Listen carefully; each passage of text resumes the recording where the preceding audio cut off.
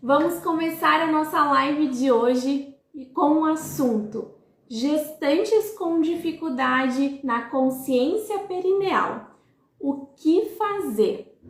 E eu falei lá no comecinho que eu trouxe essa live justamente porque é uma dúvida muito frequente entre as minhas alunas da pós, entre as minhas alunas da jornada, porque sempre quando a gente avalia uma paciente que tem dificuldade na consciência perineal, a gente sempre vai pensar, ela tem dificuldade, eu tenho que dar um estímulo, esse estímulo vai ser o quê? Eletro. Só que na gestante eu não posso utilizar eletro. E daí a gente fica, meu Deus, e agora? O que eu vou fazer? Então, essa live é para você que tem dúvidas sobre esse assunto, que já se deparou com essa dúvida lá no consultório. Então, hoje eu quero responder e eu quero tirar essa dúvida da sua cabeça para você poder atender com segurança. Então, o tema da nossa live de hoje, gestantes com dificuldade na consciência perineal. O que fazer? E o treinamento da musculatura de assoalho pélvico, ele vai ser essencial para o tratamento das disfunções pélvicas, principalmente da incontinência urinária, que a gente tem grau de evidência A para o treinamento da musculatura de assoalho pélvico. No entanto, há uma alta prevalência de mulheres que são incapazes de ativar a musculatura de assoalho pélvico de forma voluntária. E eu vou trazer alguns dados bem importantes aqui para vocês, olha só. Em 2008, um artigo de Talas, ele encontrou que 44,9% das mulheres assintomáticas, elas foram incapazes de contrair de forma voluntária a musculatura de assoalho pélvico, quase 50% da amostra desse estudo.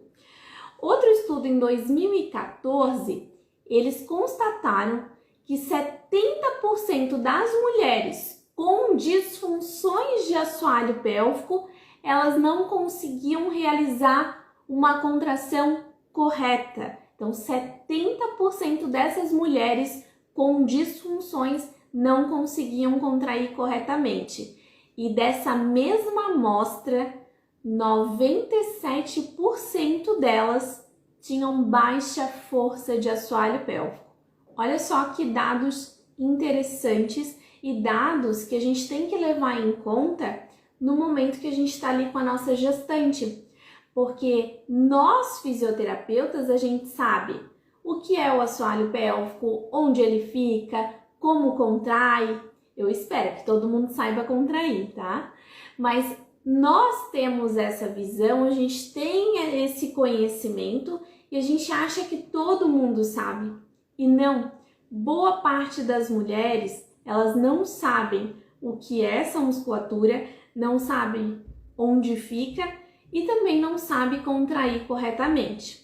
Então, essa falta de conhecimento sobre a região, sobre a contração, ela tem sido apontada como uma das principais barreiras para as mulheres que procuram o tratamento para as disfunções de assoalho pélvico.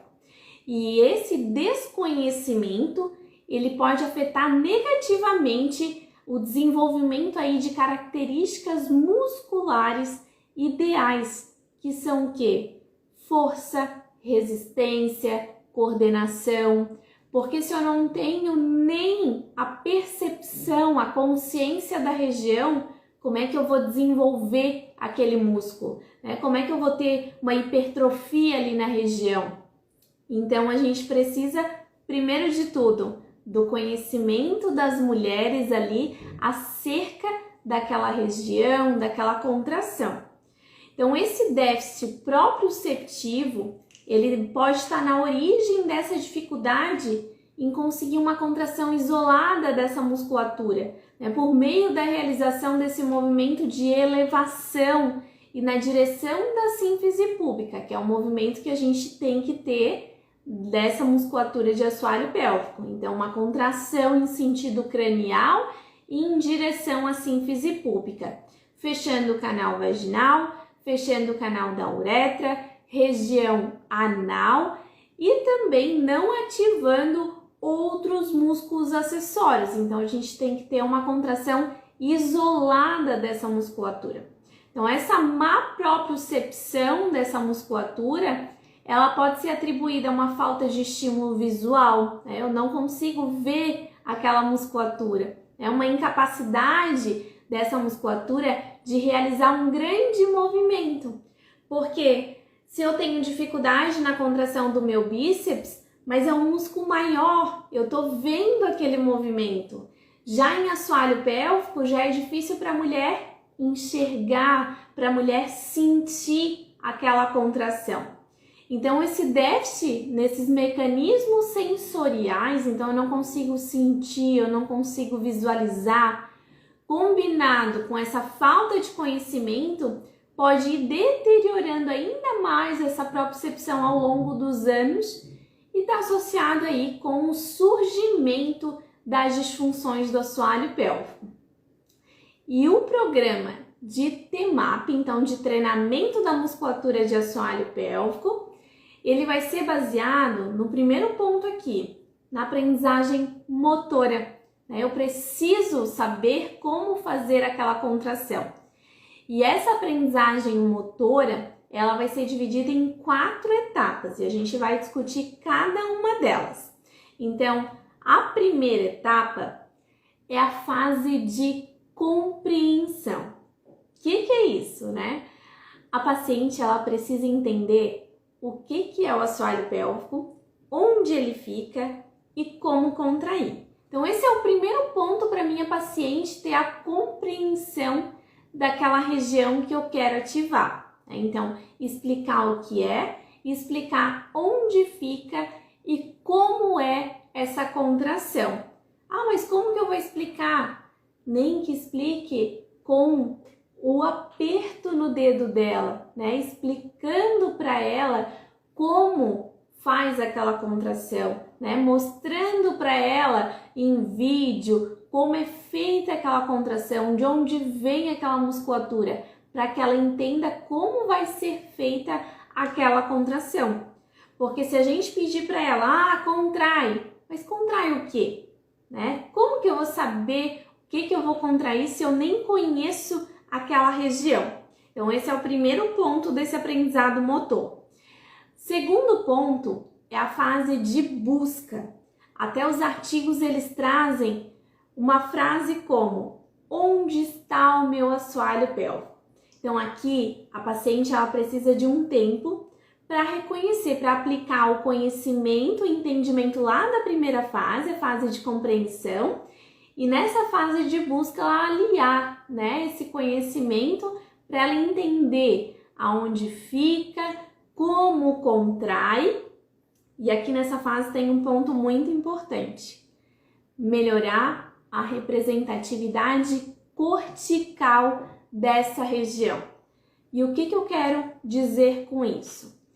Agora eu quero que você pare tudo, tá? Vai prestar atenção só no que eu vou falar. Se está segurando o celular, apoia ele em algum lugar.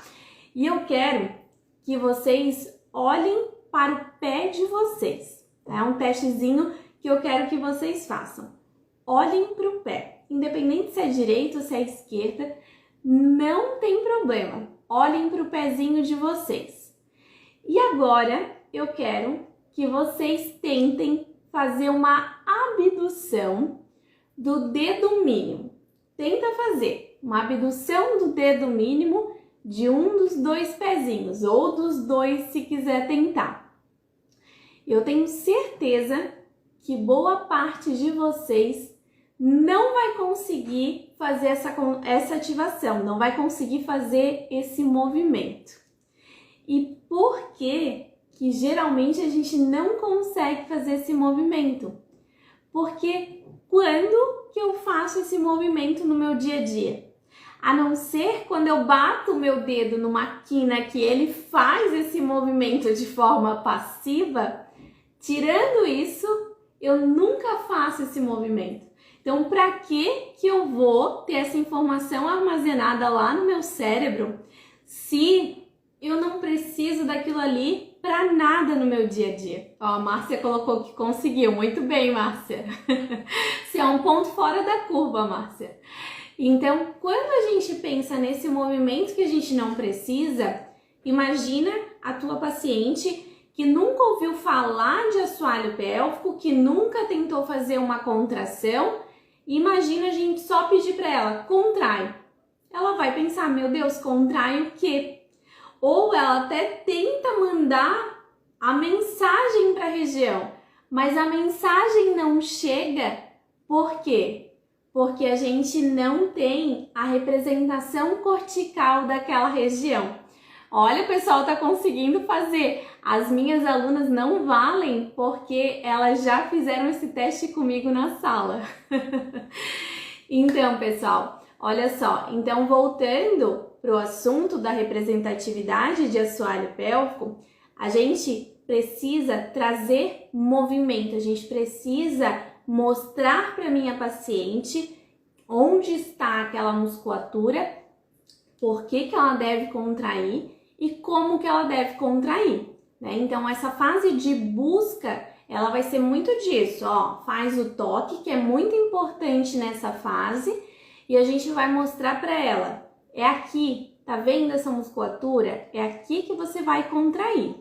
Depois a gente vai conversar sobre estímulo, sobre como falar, né, pedindo para ela contrair, mas a gente vai fazer o toque nessa fase que é muito importante e a gente vai orientar ela para a localização daquela região, a localização daquele músculo que a gente vai querer que ela contraia. Assim como quando uma paciente tem dificuldade na ativação abdominal, que a gente vai colocar a mão, vai gerar propriocepção, no assoalho pélvico não é diferente. Então a gente vai, através da propriocepção, do nosso toque, a gente vai gerar ali o estímulo de localização. E a terceira fase desse aprendizado motor é a própria fase de aprendizado. Então a paciente entendeu onde fica, como contrai, agora ela já aprendeu como contrair e agora ela vai entender ali como treinar essa musculatura. E aqui o feedback do toque vaginal, ele também é fundamental, porque mesmo que a paciente tenha sentido ali, tenha visto, né, tenha percebido aonde é para ela contrair, agora é o aprendizado de cada contração. Ah, é uma contração lenta, é uma contração rápida, então eu continuo com o toque para dar um estímulo sensorial ali para minha paciente. Ó, é aqui e é assim que a gente vai contrair. E a quarta fase é a fase de controle. Então, a minha paciente aprendeu e agora eu preciso trabalhar bem contrações ali controladas, coordenadas, recrutando o maior número de unidades motoras durante cada contração. Aqui nessa fase, geralmente a consciência já está bem avançada, então geralmente eu não preciso ali do estímulo, do toque no canal. Geralmente, a nossa dificuldade na consciência perineal, ela vai ser na fase de busca e de aprendizado. Então, a minha paciente vai ter dificuldade por falta de conhecimento, por falta de perceber a região e por não conseguir usar a eletro, a gente fica pensando, meu Deus, o que eu vou usar agora para trazer consciência para essa região? E a gente não tem na literatura um consenso de quanto ao melhor método ali para trazer, para facilitar essa contração de assoalho pélvico. Existem várias intervenções fisioterapêuticas para tentar facilitar, para tentar trazer essa consciência, como o toque, né, a palpação digital, o biofeedback ou instruções verbais, né, em relação aí à melhora dessa contração de assoalho pélvico. Só que a literatura, ela sugere que antes de qualquer estímulo desse, a gente precisa trazer conhecimento, porque o conhecimento e a consciência da região, eles são essenciais para uma contração correta dessa musculatura. Sem o conhecimento, mesmo as mulheres que são capazes de contrair a musculatura de assoalho pélvico de uma forma efetiva, lembra que eu sempre falo aqui que mesmo que ela saiba contrair, se eu não gero uma educação em saúde, se ela não entende o porquê de fazer aquilo, ela não vai fazer, tá? Então é muito importante a gente aliar o conhecimento com a consciência perineal. Então, o primeiro ponto, anota aí, o primeiro ponto para trazer consciência da região perineal é o conhecimento. Pega a pecinha anatômica, deixa eu pegar aqui. Pega a pecinha anatômica, mostra para ela onde fica a região de assoalho pélvico, mostra com um vídeo como funciona ali a contração, mostra para ela através de um espelho onde fica aquela região, pede para ela tocar na região, para dar estímulo sensorial, para ela entender onde fica aquela região e para ela entender o porquê também daquela contração, daqueles exercícios ali ao longo desse tratamento. E a palpação digital, ela tem sido fortemente recomendada para ensinar as nossas pacientes a como contrair corretamente esse assoalho pélvico. Então, durante as tentativas de contração, a gente tem um feedback sensorial ali e eu consigo dar um feedback imediato para minha paciente. E esse estímulo também, essa fala, né? A nossa fala no consultório é muito importante. Tanto que as minhas alunas, elas vêm, contrai, contrai. Esse estímulo intenso, esse estímulo vigoroso, ele vai ser fundamental para minha paciente contrair de forma correta. Porque se eu tô ali, contrai, contrai. É diferente de, vamos, contrai, isso, contrai, mais forte. É muito diferente, né? Então esse estímulo, a nossa fala aliada com a palpação digital, ela vai ser fundamental para trazer essa consciência para a região perineal na nossa gestante. E com isso a gente fala para ela, né? A gente consegue perceber como está a contração, se vai ter que corrigir alguma coisa, né? Se vai ter que melhorar ali aquele estímulo. Então a gente consegue, através da palpação, trazer esse feedback imediato para a nossa paciente. E até alguns artigos eles trazem que tanto a palpação, através do fisioterapeuta, quanto também a autopalpação, ela traz esse controle e localização dos músculos. Então, por exemplo, agora com atendimento online, né, como que eu vou fazer esse processo de educação? A paciente, ela pode fazer. A gente vai ensinar para ela, mas ela vai conseguir fazer em casa. Ou uma paciente que a gente vai ensinar ali, mas em casa ela vai ter que também tentar fazer. Não consegui contração nenhuma. A gente vai ter que estimular. E um estímulo é a paciente fazer o toque na região externa, fazer o toque na região vaginal. Então, a gente tentando trazer estímulos táteis e estímulos sensoriais para que ela consiga reconhecer e para que ela consiga ativar corretamente aquela musculatura. Deixa eu só tomar uma aguinha. Então, programas educativos e instruções verbais, elas demonstram eficácia em vários artigos, principalmente em mulheres saudáveis, para melhorar a contração de assoalho pélvico. E não só em mulheres saudáveis. Existe até um artigo que mostrou alívio de sintomas relacionados à incontinência urinária quando as pacientes eram orientadas e tinham educação em saúde. Então, não tinha nem toque, aqui era só educação e orientação, instrução verbal. A Roberta perguntou, eu faço avaliação do Perfect depois dessas etapas ou antes desses ensinamentos? A avaliação ela é sempre feita antes do TMAP, porque através da nossa avaliação a gente vai montar o nosso esquema de exercício, né? O nosso protocolo de exercício aí para nossa paciente. Então, a gente sempre vai fazer a avaliação do Perfect antes de a gente passar esses exercícios para nossa paciente.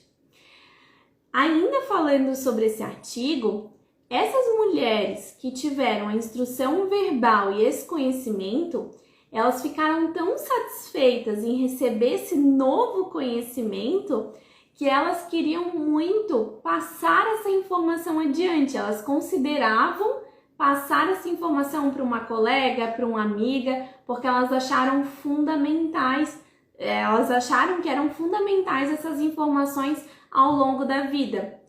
E essa educação sobre anatomia, disfunções de assoalho pélvico, os fatores de risco para cada disfunção e a prática de exercício, né, com ali uma relevância, mostrando para ela a importância, é desconhecido por a maioria das mulheres. Então, se a gente traz esse conhecimento aliado à prática de exercícios de uma forma correta, de uma forma efetiva, a gente vai criar um padrão de movimento adequado, um padrão ali de hábitos urinários, miccionais, um padrão de qualidade de vida ideal para evitar que disfunções do assoalho pélvico sejam pioradas ao longo da vida dessa paciente ou que venham a surgir, né? Então a gente consegue trabalhar tanto na prevenção quanto no tratamento só de trazer conhecimento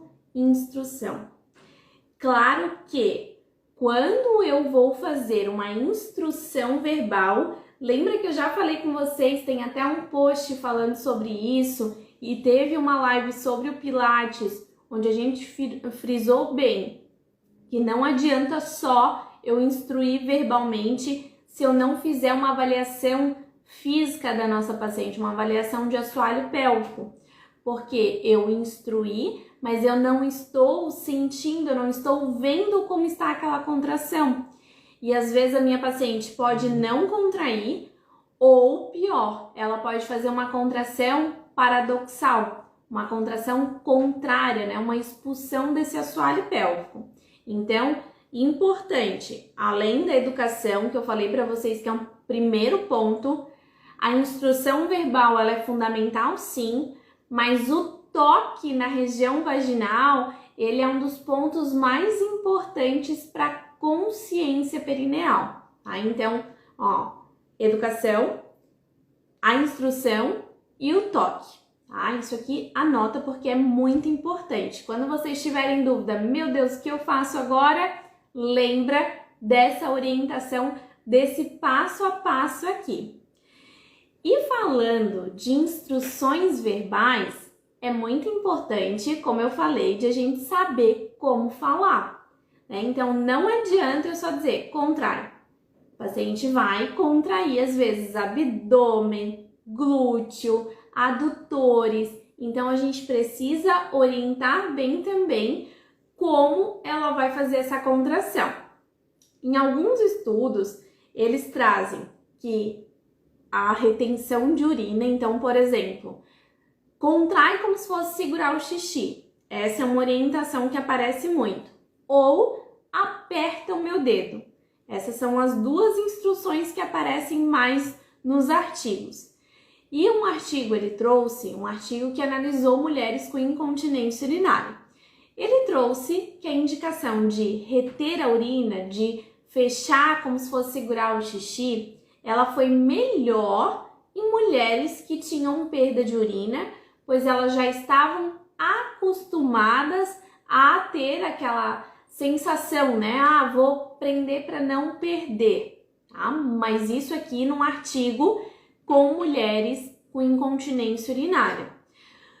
Qual a forma que vocês utilizam hoje no consultório de vocês? Coloca aqui nos comentários para mim, eu quero saber. Eu quero falar como eu utilizo.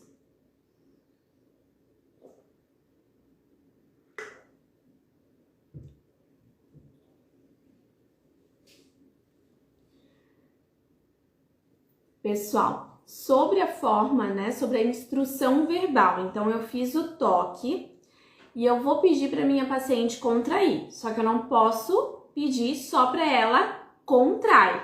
Ó, a Moniz colocou, segura um pum. Aí, essa também é uma instrução que aparece na literatura, só que eu trouxe para vocês as que mais aparecem, tá? Mas o seguro PUM também vai aparecer. E eu peço para minha paciente segurar o xixi tentando apertar o meu dedo. Então, eu tento unir as duas instruções, tá? Ó, segura o xixi, aperta o meu dedo como se estivesse segurando o xixi, relaxa. Aperta o meu dedo como se estivesse segurando o xixi, relaxa. Ó, a Camille colocou, imagina que você está apertando o meu dedo. Isso mesmo. Eu pergunto se a paciente sente a presença do meu dedo, então tentar apertar o meu dedo. Ótima forma de já trabalhar a consciência. Então, quando a gente já trabalha com uma instrução adequada, e essa instrução adequada vai depender de cada paciente. Por exemplo, a Monize colocou, segura o PUM. Se eu pedir para alguma paciente fazer isso, talvez ela ative mais o glúteo dela. Talvez ela vai ativar super bem a musculatura de assoalho pélvico. Mas às vezes aquela paciente ali é melhor pedir uma contração como se estivesse apertando o meu dedo, como a Camille colocou.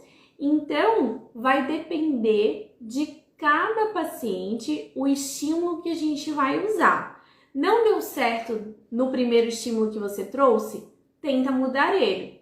Não vai, né? A paciente não conseguiu contrair de forma nenhuma, não vai manter o mesmo estímulo, porque esse estímulo, essa instrução verbal, ela é fundamental para a gente conseguir contrair adequadamente. Então, vai depender de cada paciente, mas os que mais aparecem é segurar o xixi e apertar o meu dedo, tá? Então, vocês vão identificar lá na anamnese já, na avaliação, desculpa, qual a melhor forma para pacientes de vocês. Porque já ali, avaliando a musculatura de assoalho pélvico, a gente consegue ter um parâmetro da consciência, do grau de propriocepção ali da região. A gente já consegue perceber o quão consciente é aquela região para nossa paciente, tá? Então, instrução verbal é individual, assim como o treinamento da musculatura de assoalho pélvico. Mas aqui eu quis trazer para vocês algumas formas que a gente pode utilizar. Só um adendo muito importante, tá, meninas? Quando a gente pede para a paciente segurar o xixi, a gente tem que frisar para ela que aquilo ali é apenas um teste que a gente vai fazer no consultório, que aquilo ali ela não deve repetir em casa, principalmente no momento da micção, porque isso acontece muito. Às vezes a paciente acha que porque a gente fez aquele teste no consultório, que ela pode fazer o pit stop, né? Esse testezinho famoso que ele não deve ser feito lá no momento da micção. E essa semana eu quero trazer um post para vocês, porque eu recebi algumas pacientes que estavam fazendo esse teste com orientação de profissionais.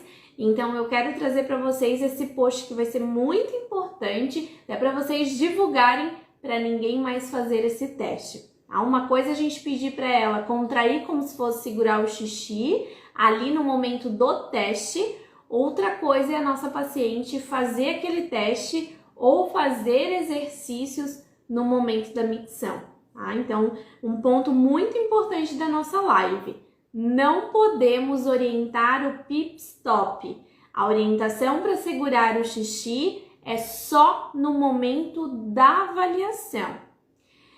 E agora eu quero trazer para vocês aquela paciente que, mesmo com educação em saúde, a gente passou por todas as etapas: educação em saúde, toque, instrução verbal adequada, e mesmo assim a minha paciente não consegue contrair adequadamente a musculatura. Meu Deus, o que eu faço agora? Reza? Não, a gente tem várias estratégias para trabalhar com essa paciente. E essa é uma dúvida que sempre surge lá na nossa comunidade do Telegram da jornada. E as minhas alunas sempre trazem: meu Deus, prof, eu não sei mais o que fazer. A minha paciente eu já tentei de tudo. O que eu posso utilizar com ela? Então vamos lá, eu tenho certeza que vocês já atenderam uma paciente assim. Se não atenderam, com certeza vai aparecer no consultório e eu quero que vocês estejam preparadas para atender ela. O que a gente pode fazer? A gente está fazendo o toque, só o toque não teve resultado. Então ela não está conseguindo uma boa consciência, não está conseguindo ativar corretamente a musculatura. Aliado ao toque, a gente pode fazer um taping proprioceptivo, como se eu estivesse fazendo isso aqui, né? Uma massagem, um reflexo ali, para justamente ativar o reflexo de estiramento. Eu ativo o reflexo de estiramento na musculatura para que a musculatura faça uma contração involuntária e a minha paciente perceba, opa, eu senti alguma coisa.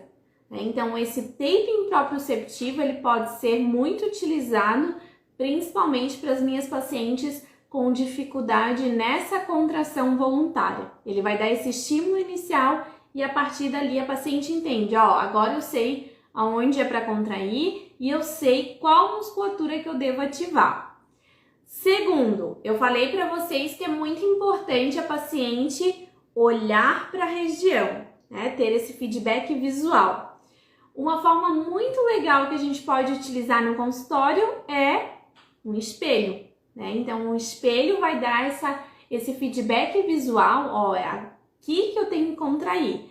Daí eu posiciono o espelho, mostro para ela, ó, é essa região que vai contrair, só que aqui no espelho tu vai ver ao contrário, né? Tu vai ver tu empurrando, só que você vai estar contraindo. Isso aqui é um ponto muito importante para explicar para ela, porque se ela estiver atrás de uma contração igual a do vídeo que a gente mostrou para ela, não vai acontecer no espelho, tá? Então isso aqui é bem importante.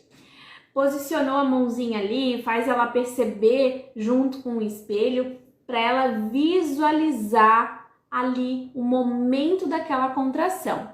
A Gabi pediu, pode repetir o movimento para ativar o reflexo de estiramento? Gabi, toque bidigital e a gente vai ficar com o dedo em ganchinho e a gente vai fazer esse movimento para baixo. Posiciona os teus dedos nos elevadores e faz o movimento contrário à contração que essa musculatura deveria fazer. Então, a gente vai fazer um estiramento desse músculo rápido para que ative de forma involuntária essa musculatura. Conseguiu entender? Coloca aqui para mim.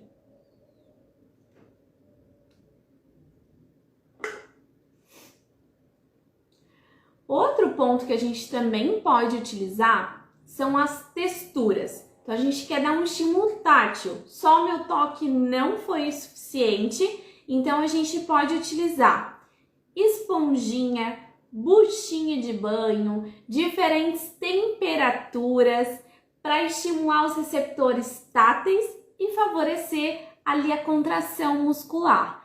Por que vai favorecer a contração muscular?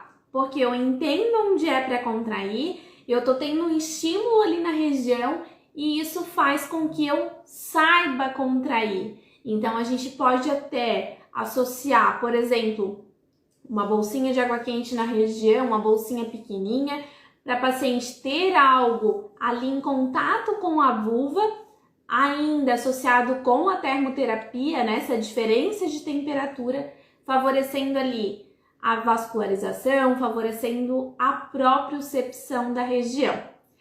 Ah, prof, eu posso utilizar o tubete com água aquecida dentro do canal para gerar essa propriocepção?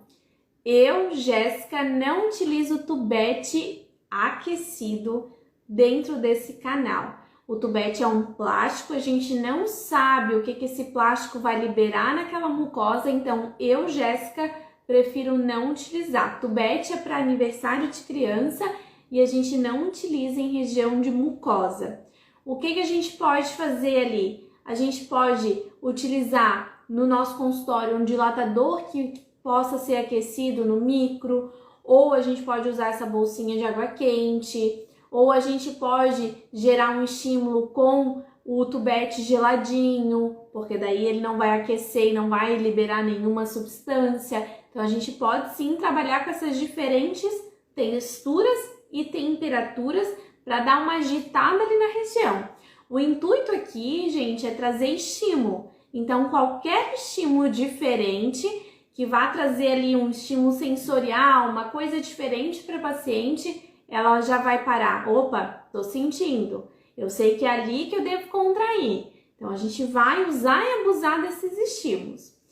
Outras coisinhas que eu uso muito são com posicionamentos onde eu vou fazer com que a região da vulva esteja sempre em contato com algo. Por exemplo, pode ser a mão da minha paciente, então posicionei a mão ali na região da vulva, ou a gente pega um rolinho, pega uma toalha de banho, dobra ela em 4 pedaços, vai enrolando para fazer um rolinho e pede para a paciente sentar em cima. Esse rolinho em contato com a vulva vai estimular bem a propriocepção e a paciente vai perceber bem onde é para ela contrair, tá? A Renata colocou, eu uso preservativo no tubete sempre. Mesmo com preservativo, Renata, eu tenho medo de utilizar em mucosa, tá? Eu, Jéssica, não utilizo. Ele é aquecido, tá, pessoal? Ele é aquecido, eu não utilizo. Mas geladinho não teria problema nenhum, tá? Mas sempre com preservativo pra gente evitar se estourar, né? De liberar ali o líquido dentro desse canal vaginal, sempre com preservativo. Então, voltando lá a toalhinha, posiciona, senta a paciente em cima, pede para ela perceber bem a região. É um momento de consciência perineal, não é um momento de treinamento muscular. É um movimento de trazer ali o posicionamento, ela entender aonde é a região para ela contrair. A gente pode usar também um rolinho pequenininho que a gente tenha no consultório, um espaguete de piscina cortado ao meio, então coloca um lençol ali ou um papel para a paciente não sentar totalmente em cima desse espaguete, mas a gente prioriza que seja sem calcinha para que ela perceba bem a região. Então sempre o contato da vulva ali em alguma superfície, seja a maca, seja a bola, tudo isso vai estimular a propriocepção e vai fazer com que a minha paciente consiga entender aonde é para ela contrair e como é para ela contrair. E eu quero saber de vocês. Vocês utilizam alguma outra técnica para essa paciente aqui, que não conseguiu com instrução verbal, com educação e com toque vaginal? Comenta aqui para mim, quero saber.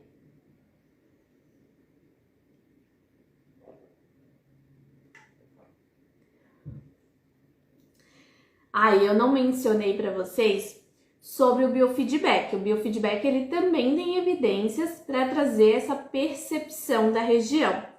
Só que se a paciente não sabe contrair, ele acaba trazendo mais frustração do que efetividade. Então, ele pode ser usado desde o início do tratamento se a paciente tem essa percepção da região. Se não, é melhor não utilizar no primeiro momento. A paciente adquiriu um pouquinho de consciência. Eu gosto de trabalhar com biofeedback pressórico. Esse biofeedback pressórico, com essa pressão no canal vaginal, então eu quero um estímulo, não quero um estímulo tátil. Então, esse estímulo tátil sensorial na parede desse canal, na parede muscular, vai fazer com que a paciente também perceba melhor esse canal e consiga melhorar ali a contração, a consciência perineal. E eu posso usar com gestante? Com certeza.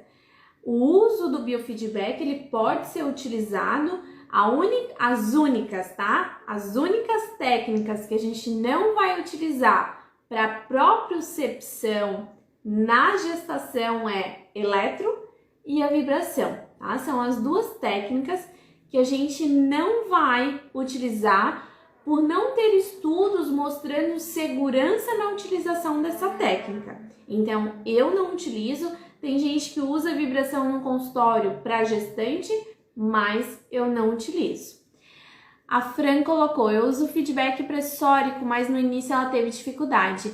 E ela vai ter mesmo, porque se ela não sabe nem como contrair, às vezes até ela vai fazer a expulsão daquela região, tá? Então, é bem importante que a gente primeiro trabalhe bem aquela consciência, aquela correta contração e depois a gente entre com o biofeedback. Teve dificuldade e depois ela melhorou a contração e ficou feliz. Ótimo, Fran! Pessoal, dúvidas sobre esse tema? A gente está chegando ao finalzinho dessa live. Então, só recapitulando, coisas muito importantes: educação, instrução verbal adequada, toque vaginal. Não dá só para orientar a paciente, a gente precisa fazer o toque, trazer essa percepção. Paciente não percebeu, a gente pode usar o rolinho, a gente pode usar o espaguete, a vulva em contato com a superfície, a gente pode usar o espelho. A Andrea colocou, podemos usar a Pelvifit? Com certeza. Pelvifit, para quem não sabe, é aquele biofeedback de anteninha, mas lembrando, Andrea, se a paciente não tem uma consciência da região, se ela não souber contrair, a antena não mexe. Então, vai trazer o quê? Frustração para a paciente. Então, primeiro momento, trabalha bem ali a consciência perineal, depois a gente vem com o biofeedback, tá?